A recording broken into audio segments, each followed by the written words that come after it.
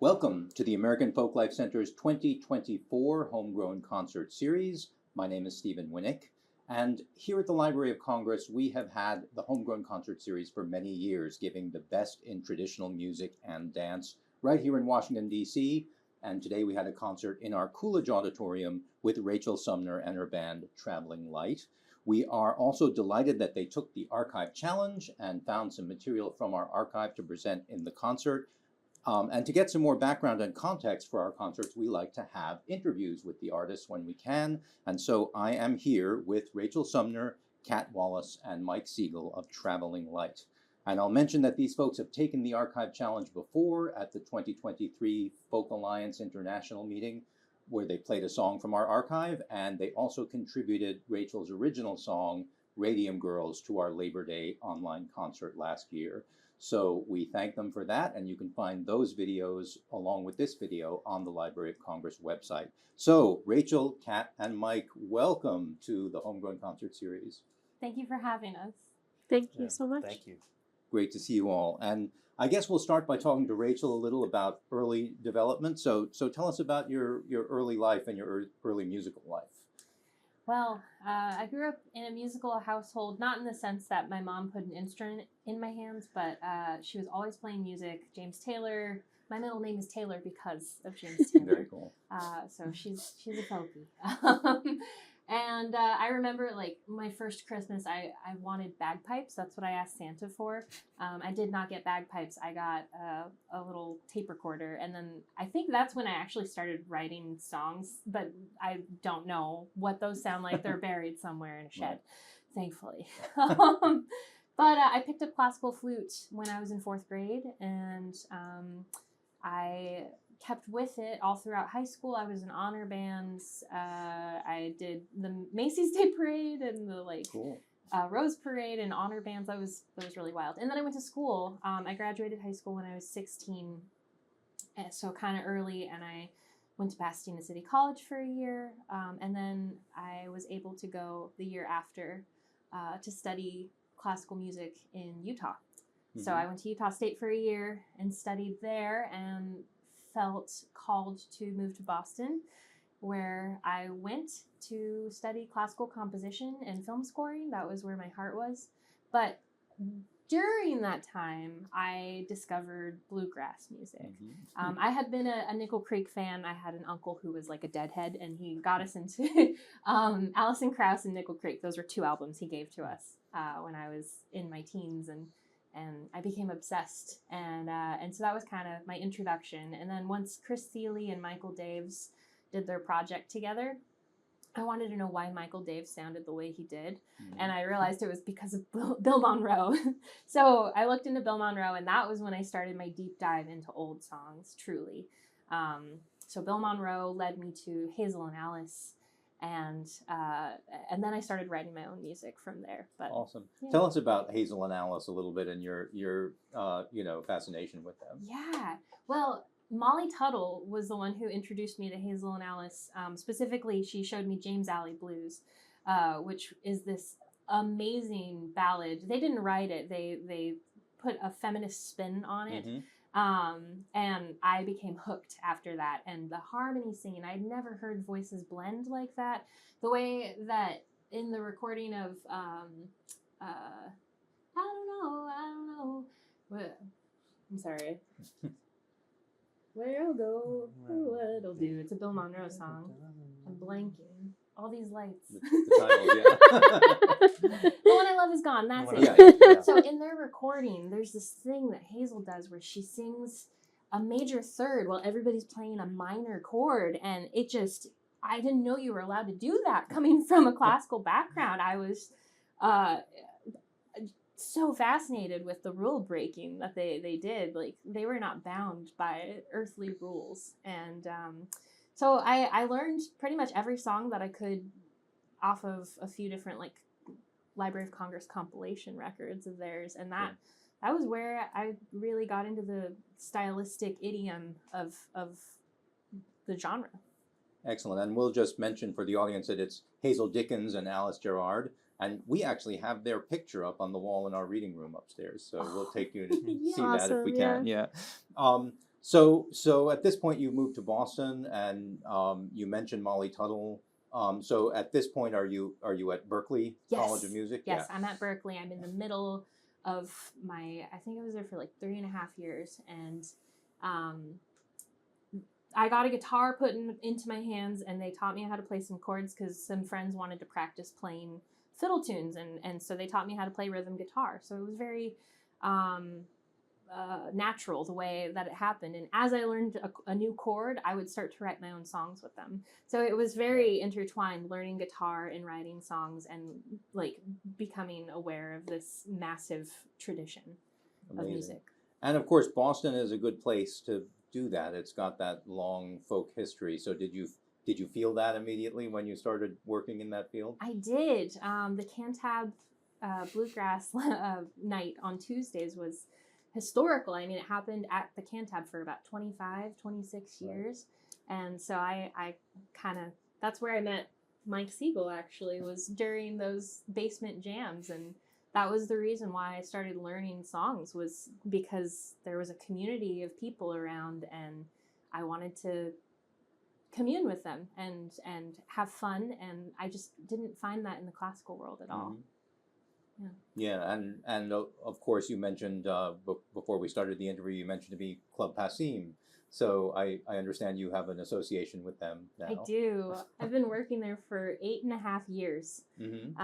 and it's been a wonderful thing to be a part of. And that place has been around for 65 years in Yeah. Harvard Square, and it's hallowed halls. Just incredible musicians of all sorts have gone through. Just an amazing place for folk music of all kinds, but old time and bluegrass being among the music that you could hear there, Yeah. as you say, for 65 years. So amazing. So at this point, you started working with a band, your previous band, Twisted Pine. So tell us just a little bit about that before we. Yeah, well, it started out as a bluegrass ensemble at Berkeley. It was a lineup of us who took this class with Dave Hollander, who was one of my favorite teachers. And we liked playing with each other. We started playing weddings, and we were under a different name. And then we got a new fiddler, and we became Twisted Pine because we got a Cantab residency. So once a month we had to come up with new material, and we would just kind of twist it. That was part of the name. It got real weird, but we loved it. And yeah, I was with Twisted Pine for 5.5 years. Mm-hmm. Yeah, until 2019. And they continue even Yes. though you're not with them anymore, right? Yeah, they're fabulous. Yeah, great band. Oh my gosh. And then you started Traveling Light. And then I started Traveling Light with Kat and Mike. So why don't we talk to Kat and Mike a little bit about their background? So we'll start with Kat. How did Sure. you get into this music? Same kind of deal with Rachel, where it was really community based. I was lucky enough to study classical music all throughout high school and college. I went to Ithaca College, and there was a few groups of folks making different types of music there that weren't classical, and I was like, they seem to be having a lot of fun. That's amazing, and I really love playing the classical music. It takes a lot of focus and dedication, but I really got into some different styles when I went to a global musician workshop that was part of the Silk Road Ensemble, Yo-Yo Ma's group.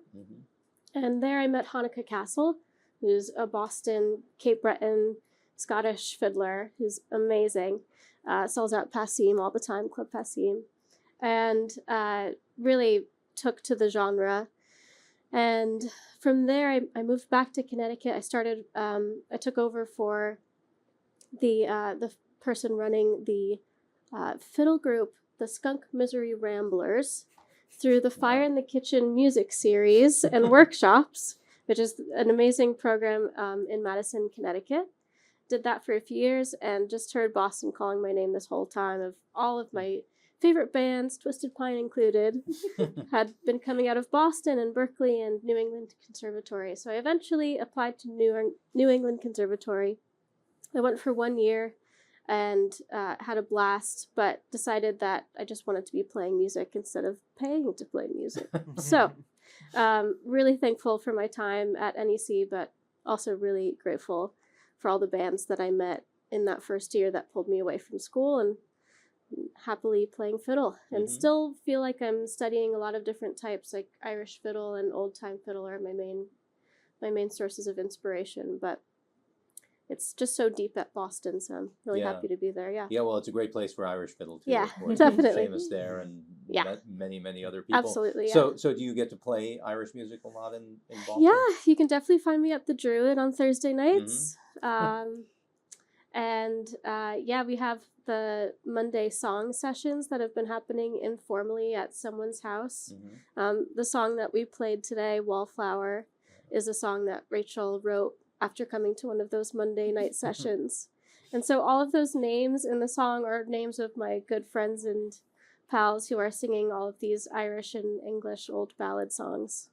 And a lot of sea shanties and logging shanties and all of those types all of that things. stuff Yeah. which we love here in our archive because we It's have so great. we're the mother lode of all that stuff. So we Yeah. really love it. So Yeah. thanks. Yeah, and let's talk to Mike for a minute. And you are from this area, from Silver Spring. That's right right. around the corner Yeah, from me. Yeah. exactly. Yeah, I'm from Silver Spring, the DC area. For me, my introduction to music was not very folky at all. My parents certainly played, Beatles and Joni Mitchell and all that. As a 13-year-old, I don't know if I understood Joni Mitchell quite yet, but the Beatles I understood. But for me, I was always into the sort of a very vibrant rock and punk scene that was just incredible here growing up, going to Fort Reno and the Black Cat and all those places and seeing great bands. When I came to Boston for college, I actually played in a bluegrass band throughout that time, and we were really quite bad as a band, awful. But I saw how fun that music was, and how much the music itself caught me, and also how much fun the audience was having. Compared to playing jazz stuff that I had done at random gigs in high school. I was like, wow, people really like to hear this music, maybe more than us doing jazz standards for 17 minutes. Who knew? Yeah, and from there, eventually stayed in the Boston area and started going to the Cantab Lounge, as Rachel had said. Just an incredible spot, and started meeting more and more talented musicians playing bluegrass and old time, which is something I'd never heard of until then. And now I'm just very happy to be playing with all kinds of great people, including Rachel and Kat up in Boston. Excellent. So how did the band come together? This band, I should say, Traveling Light. Well, Mike and I had been playing previously with our friend Sam Moss. We had a little trio called Sumner and Moss and Siegel.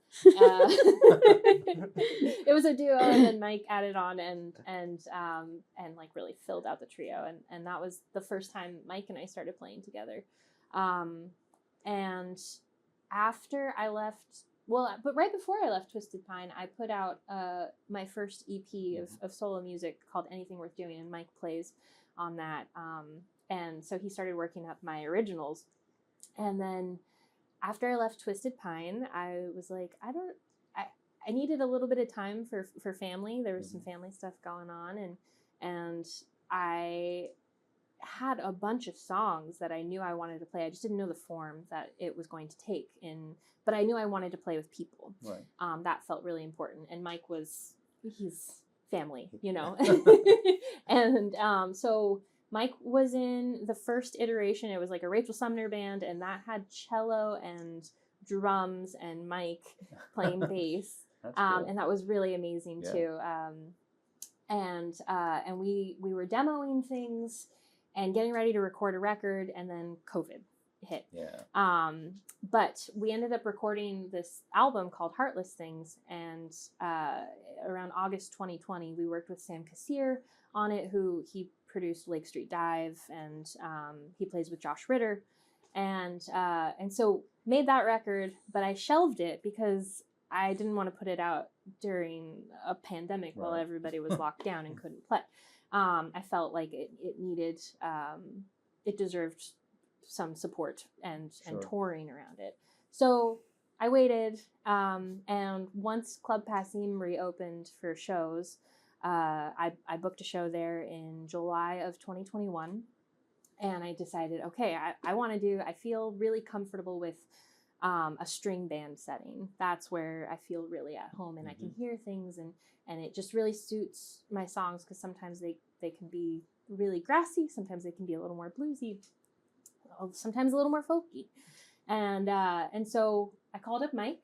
He was available, and I was looking for a fiddler, but I had seen during the lockdown on Instagram, I connected with Kat, and I was looking through her videos, and she blew me away. She's shredding classical music, she's shredding Celtic music, old time music, bluegrass music, all of it. And I was like, yes.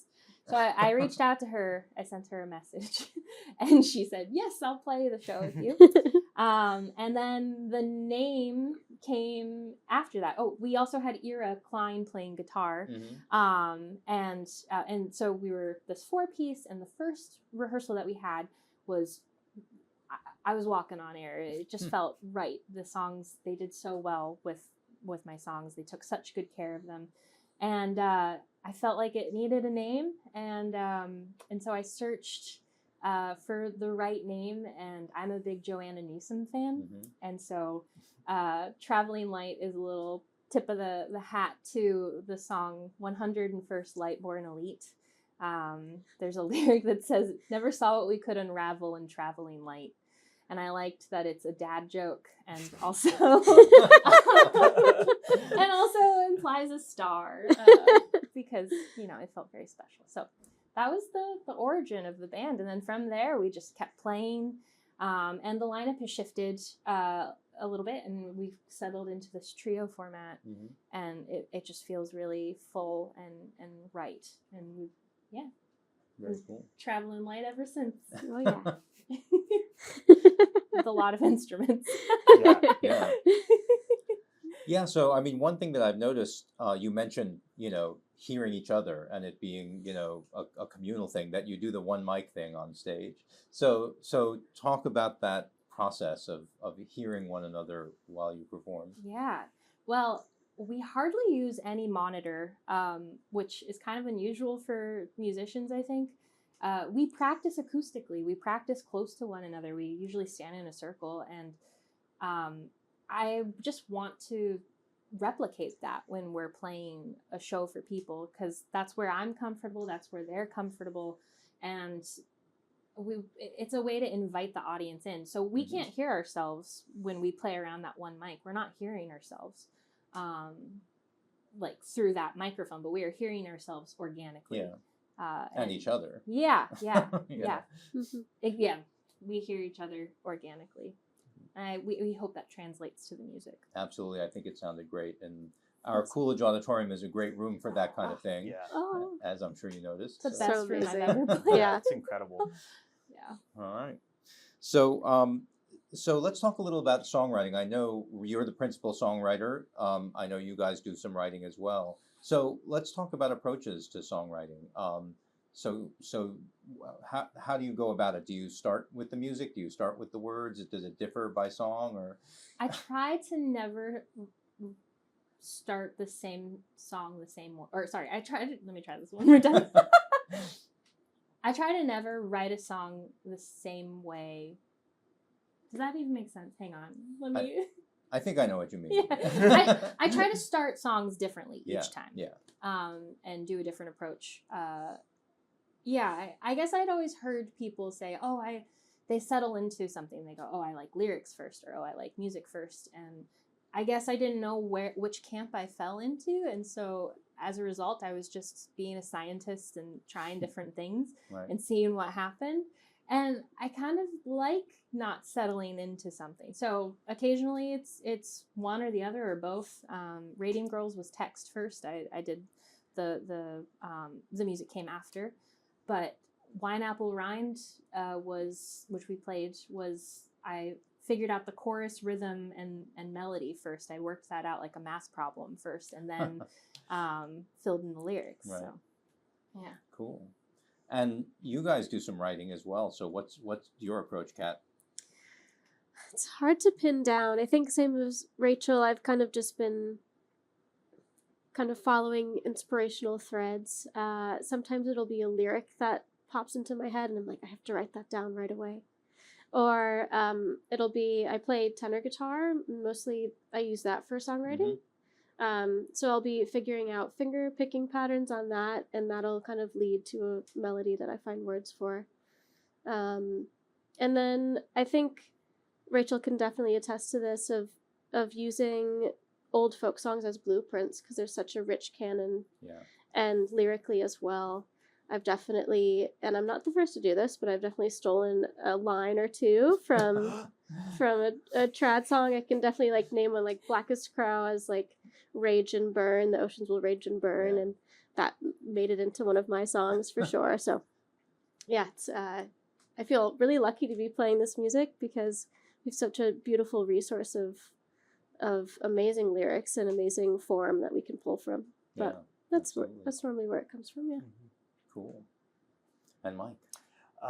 So I'm not a songwriter at this time, but I really do love that in this band we work things out iteratively over time as a group in our arrangements and all of that. So there's so much room for us to craft something together and really shape a song.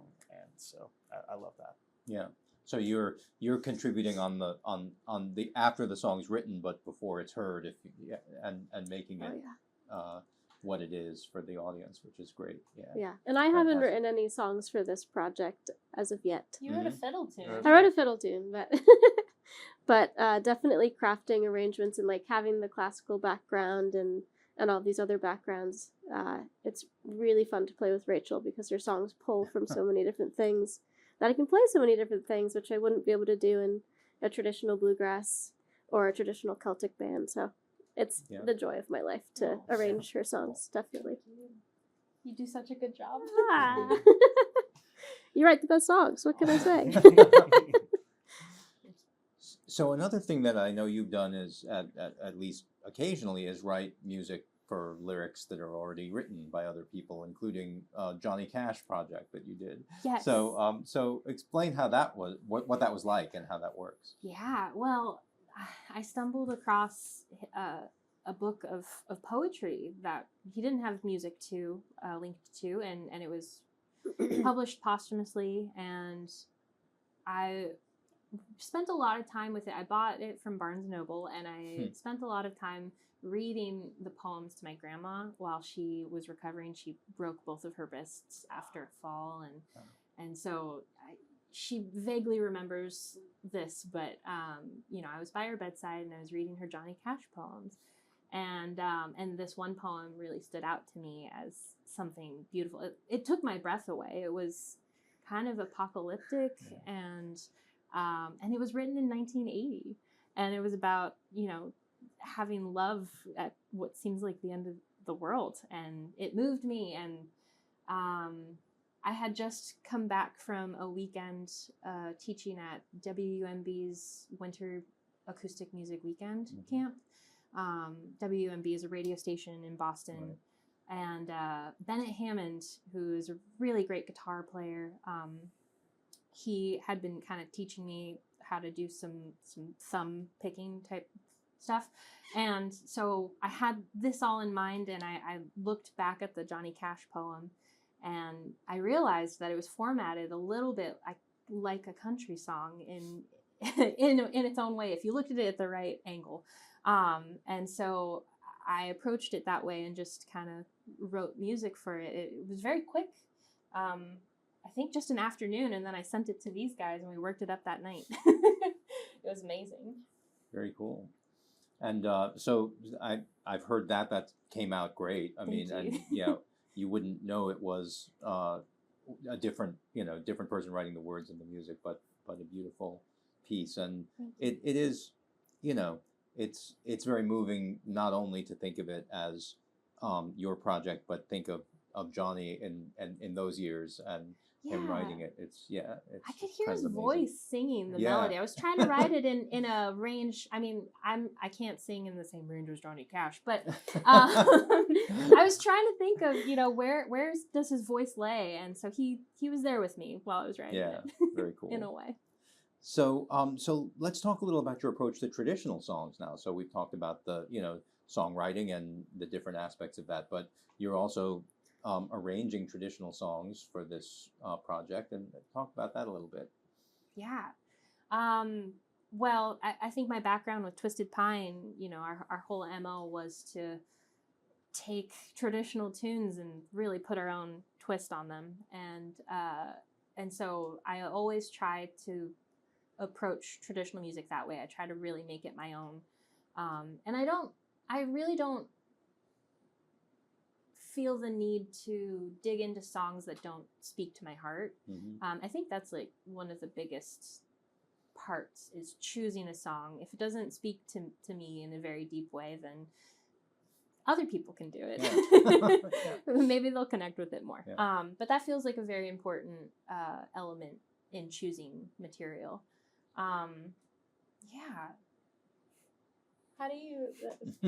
I feel like, well, when you present a song to us, you have excellent taste at picking these trad songs, which can be difficult because some of them are hit and some of them are miss. Yeah. Like in that Songster book, the Over the Garden Wall. Yeah.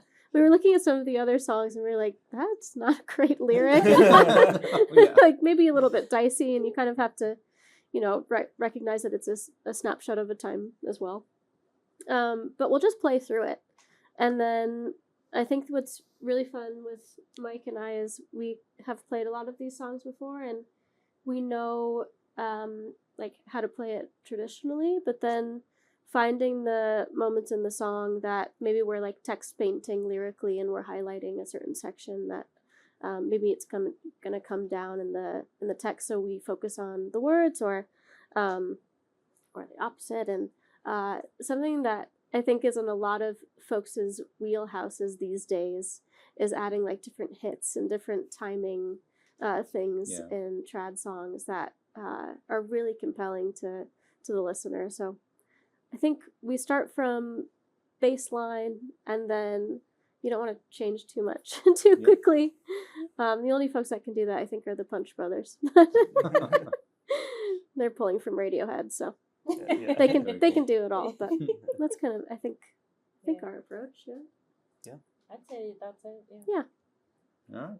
And of course, for this concert, you did, use some material from our archives, and you mentioned the you knew Over the Garden Wall from the Carter family, but we went into the archives and found that Songster, which is the first head of our archive was named Robert Winslow Gordon, and he collected songsters, which were those little pamphlets full of songs from the 19th century, primarily in his case, and there was a version of that song in one of those. And as you say, those songsters, they're dicey for a number of reasons. Of course, a lot of the attitudes that people express in those days you don't want to continue with these days.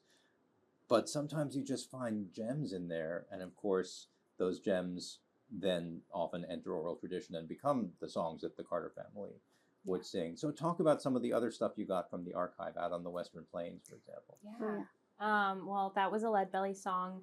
I think the first time I heard it, though, it wasn't via Leadbelly. It was the Wayfaring Strangers, who were a Boston band with Matt Glaser, who he was a teacher at Berkeley, and one of my very dear professors, John McGann.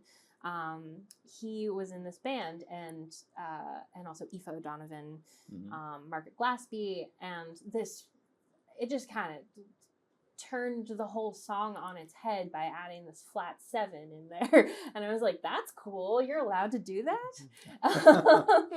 And then that led me to the Leadbelly song itself, and just hearing all the recordings of Leadbelly singing it in all the different ways, and we kind of distilled that and all of those versions in mind, and came out with the version that you heard today. Yeah. Beautiful. And that, of course, you debuted that at the Folk Alliance conference in 2013. So we 2023 rather. So we have that video on the Library of Congress website too. Yes. And another song that you played today that you you talk beautifully about it, and then you did a great version of Willie's Lady, this old traditional Scottish ballad. And you mentioned to me that there was a story behind how you got to play that originally. So Yeah, well, back when I was in Twisted Pine, we were invited to go to Glasgow for Celtic Connections and be a part of basically a book launch for Fiona Ritchie and Doug Orr's book called The Wayfaring Stranger. Yeah. And within that book, she talks about how the tradition of Scottish music and English music came over to Appalachia. And so it was this really beautiful, we worked with the Royal Conservatory of Scotland to create this concert with Phil Cunningham. And so there was a lot of like Scottish traditional songs, like teetotalers. So they, for instance, they played a fiddle tune called like the Teetotalers Reel, and we know that as the Temperance Reel. Yeah, yeah. And so it's just like a little bit different in name and in melody, but it's the same. It's the same. So that was that whole concert, and we worked up Willie's Lady, and we did this like bluegrass version. I spearheaded this, and I helped. I learned all the words. There's a lot of words. Yeah, it's a wordy. It's a wordy song. That's true. And so we started doing that again as this band. We've kind of resurrected a few of the things that I did, songs I did with Twisted Pine, my own songs and traditional songs too. And it's just been thrilling to go back. I was really inspired by the Martin Carthy recording. He learned that from Ray Fisher, which you said that you knew Ray Fisher. I knew Ray. I did. Yeah. Yeah. She was a fantastic singer and personality. Yeah. That's amazing.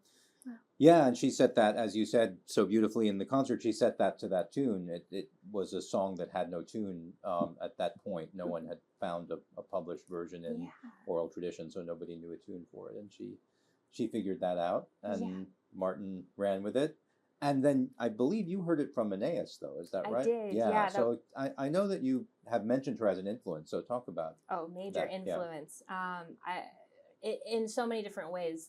Her career, for one, how she's able to be a songwriter, but also be a keeper of traditional music, and then writing a Broadway musical, Tony-winning musical. Like, that's the dream right there, is to be able to do all these things and just follow your muse, you know, and share your love of these songs with everybody. And then that's not even to mention Bonnie Light Horseman, where they're taking all these trad tunes, putting electric guitars to them and making it kind of an indie thing. I was just in a room watching them play on Sunday, and there's a whole crowd of people shouting the lyrics to Annie, like, and I don't think that would have happened, 10 years ago. That's very cool. So that's Aeneas Mitchell's project, Bonnie Light Horseman, that you're talking about, just for the audience. So cool. Yeah. Well, it's great to to draw on the contemporary folk scene as well as the tradition and people like Martin Carthy. We've had Martin in this series as well.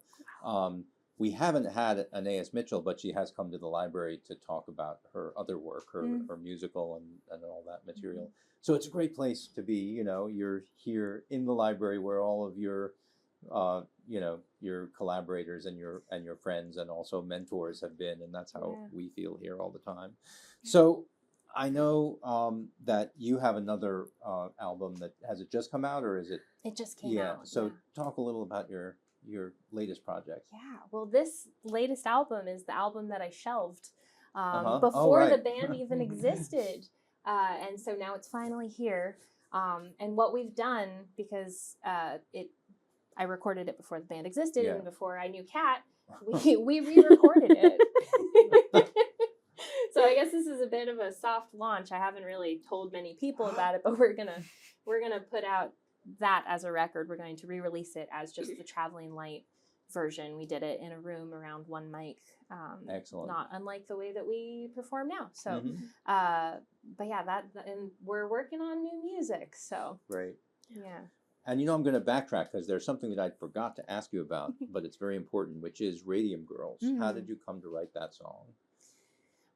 Well, the way that I found out about the Radium Girls is a little convoluted. It starts with a Joanna Newsom song. as I said before, I'm a huge fan. And she has a song called Time as a Symptom. And at the very end, there's this stream of consciousness section, and she's saying words that seemingly have no connection to one another, but they definitely do. And there was one word, I was going through it individually and looking up the meaning behind every word, and there was a word that was called undarked. And I'd never heard undarked before, and I looked it up. And then I found out about the Radium Girls because the paint that they used was called Undark paint. And so I just remember reading about them for the first time, and I just felt so much anger and rage. And I asked everybody around me, I said, have you heard of the Radium Girls? And people around me hadn't. And that made me even more upset. And coming from this ballad tradition of sharing stories via song, I decided this is what I'm going to write a ballad about. And so I set to work. It took 9 months of research and writing and rewriting again. And then I did it. I wrote it and worked it up with a couple friends for the Tiny Desk competition. And then we recorded it a few months later for the Heartless Things record. And yeah, after that, I was just submitting it to just anywhere that anybody would listen to it, because I wanted to share their story so badly. I just felt like it was an important one for people to know. Yeah, it's an amazing story and an amazing song. Thank you. And I believe it won the John Lennon Songwriting Award. It did. It did. That was a surprise. Yeah, so you're named after James Taylor, and you won an award named after John Lennon. How does that feel? That's got to be amazing. It was really wild. It was very surreal. Yeah. Yeah. So congratulations on that. Thank you. And congratulations on the new album, as you know, as it emerges. So are there other musical projects that any of you wants to talk about? I'd love to hear anything that you're up to. Well, thank you. Thank you for the loving stare. I have a debut folk singer-songwriter album coming out. I've been sitting on songs for 3-ish years, and really excited to have them out there. A lot of them are pulling from definitely my own voice as a songwriter and discovering that, but also there's a song about climate change. There's a song that hopefully it feels like John Prine wrote it about Belfast, Maine. So just pulling from all of those different styles, but I never really thought I would have a song album out before a fiddle album, but here we are. So that'll be out in January 24th, 2025. All right. And yeah, excited to do more of the singing and songwriting in my life. And yeah, cool. Rachel's been amazing at making space for that as well, of really encouraging. And I'm sure there's some co-writes in our future. Like Sounds maybe this afternoon, and inspired by the library, definitely. And then the fiddle album, or will and you... then for sure, yeah. It's gonna happen. Oh yeah. Definitely. Right. Sounds good. And Mike, any other projects that you're involved in besides Traveling Light? Yeah, as a bassist, just kind of loan our bodies You and can our be cars to various Yeah. projects, and that's part of the experience. I think it's really fun to jump between different worlds, different genres, and different bands. Boston has such a great scene for folk music and beyond.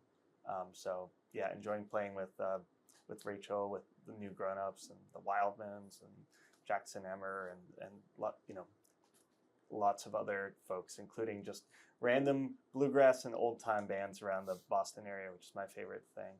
I love getting that last minute text like, hey, can you do this? It's like $26 and maybe a beer. Yeah, could you get here? It's like a 3.5 hour gig. I'm like, that's great. Let's do it. Yeah, the question that you should ask Mike is, what band are you not in Boston? Right. That's a better question. Right. That makes sense. But yeah, great place to be and great to play with Rachel and Kat. All right. So I guess last question, unless is there anything that I haven't asked about that you want to talk about that I missed? I don't think so. All right. Well, I'm going to ask one last question then, Okay. which is, how does it feel to play here at the Library of Congress? Oh. I cried during sound check. I cried. In a good way. In Happy a good way. tears, yeah. The sound was amazing. It feels amazing, and I'm so honored to be here. Thank you for giving us this opportunity to be here and for giving our songs a home. It means the world. Well, thank you, Rachel, Kat, and Mike. Thanks for your music. Thanks for the songs that you've contributed to our projects over the years, and for the concert today and this interview. Thank Thank you all so much. Thank you.